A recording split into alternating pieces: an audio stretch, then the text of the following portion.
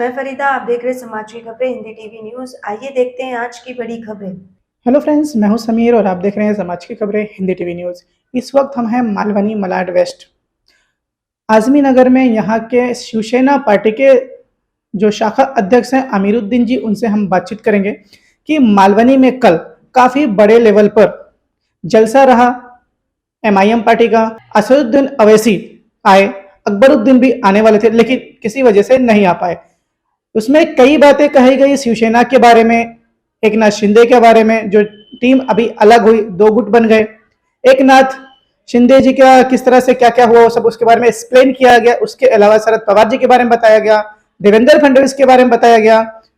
यहाँ पे आने के बाद कांग्रेस के बारे में बताया गया, यहाँ के जो एमएलए हैं असलम शेख, उनके बारे में बताया गया। पुलिस ने बराबर हर चीज पे कार्रवाई नहीं करती, चरस गांजा बिकता, उसके ऊपर उन्होंने बातचीत किया। लेकिन उनके आने से क्या मालवनी की जनता को कुछ फर्क पड़ेगा? यहाँ के मुस्लिम, क्या जो यहाँ पे शिवसेना में मुस्लिम कैंडिडेट्स हैं या मुस्लिम जो पद अधिकारी हैं, उनका क्या सोच रहेगा? सर बताइए, सेकुलर जो शब्द यूज किया गया कि शिवसेना जो है सेकुलर हो गई है, उसके बारे में बताइए। सबसे पहले तो मैं आपका न्यूज़ चैनल का धन्यवाद करना चाहता हूँ कि आपने इस बारे में मुझसे सवाल किया, और आपके चैनल के माध्यम से मैं जनाब बैरिस्टर असदुद्दीन ओवैसी साहब से एक बात कहना चाहता हूँ अपनी, कि जिस तरह उन्होंने कहा कि उद्धव ठाकरे साहब जो हमारे पक्ष प्रमुख है शिवसेना के, वो सेकुलर हो गए। जी। तो मैं ये कहना चाहता हूँ कि उद्धव साहब ने कब ये कहा कि मैं सेकुलर हो गया? हमारा जो मोटिव है, हमारा जो शिवसेना का जो काम करने का तरीका है और जो दूसरों का तरीका है, उसमें बहुत फर्क है।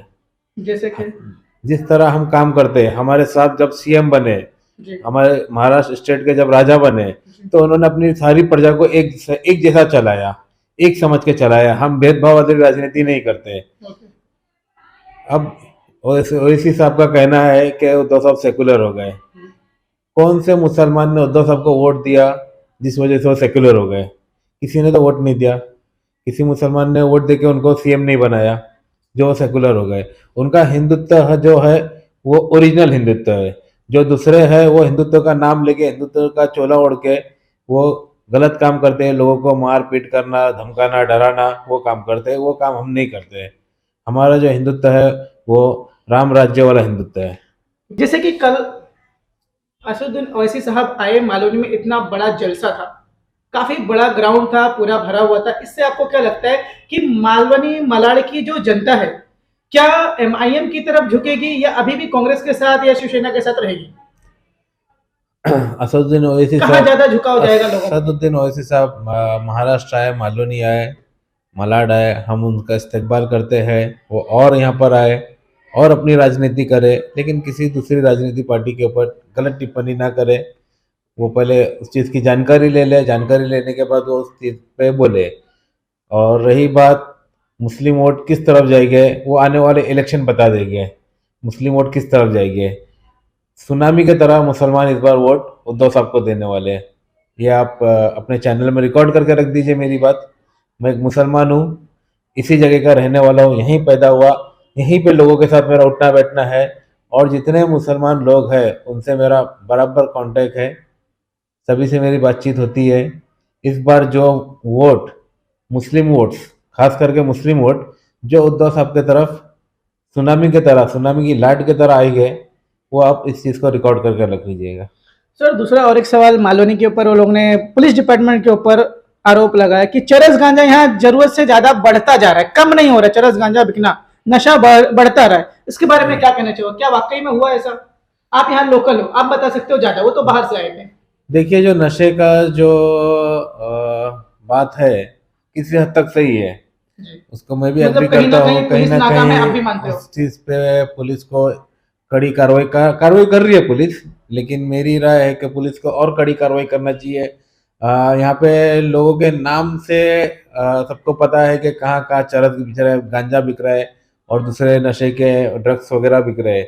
सब नाम से जानते हैं लोगों को, लेकिन उसके बाद भी ये चीज़ हो रही है अगर, तो पुलिस कहीं ना कहीं इस पे कड़क एक्शन लेना चाहिए। Okay sir, thank you. हो गया है। मैं चैलेंज कर रहा हूं आज के जलसे से शरद पवार साहब को और वो कांग्रेस के वो साहब जो पूरा भारत फिरे हैं, बताओ शिवसेना सेक्युलर है या कम्युनल है? बताओ, जवाब दो, सेक्युलर है या कम्युनल है? उसके बाद आप फैसला करो कि ओवैसी इलेक्शन लड़ना चाहिए नहीं लड़ना चाहिए। ये जाकर इख्तिदार की हवस में 15 साल कांग्रेस के पास इख्तिदार था, मगर उद्धव ठाकरे मुख्यमंत्री बने तो बोले हम भी पीछे आ जाते हैं, हम भी भूखे हैं, प्यासे हैं, गरीब हो चुके हैं, हमारे घर वीरान हो चुके हैं, हमको भी एक गाड़ी के ऊपर लाल लाइट चाहिए जो टाई टाई टाई करके रोड पर चल सके। कांग्रेस दौड़ते हुए गई, उद्धव ठाकरे के दामन को पकड़ लिया।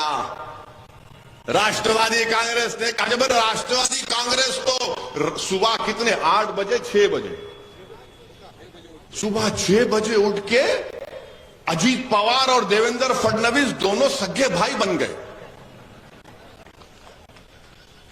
सगे भाई बन के गवर्नर ने उनको शपथ भी दिला दी। ऐसा नजर आ रहा था कि मेले में दोनों भटक गए थे, बचपने में मिल गए आकर। वो सेक्युलर हो जाते हैं और ओवैसी इलेक्शन लड़ा तो वोट काटता है। मिले, फिर शादी नहीं चली, जल्दी तलाक हो गया। अब उसमें उस शादी में दूल्हा कौन था दुल्हन कौन थी आप तय करो, मुझे नहीं मालूम। किसने तलाक तलाक कह दिया? ट्रिपल तलाक तो बैन था, मगर सियासी तलाक चल रहा है अभी। अब नहीं मालूम कौन खुला लिया।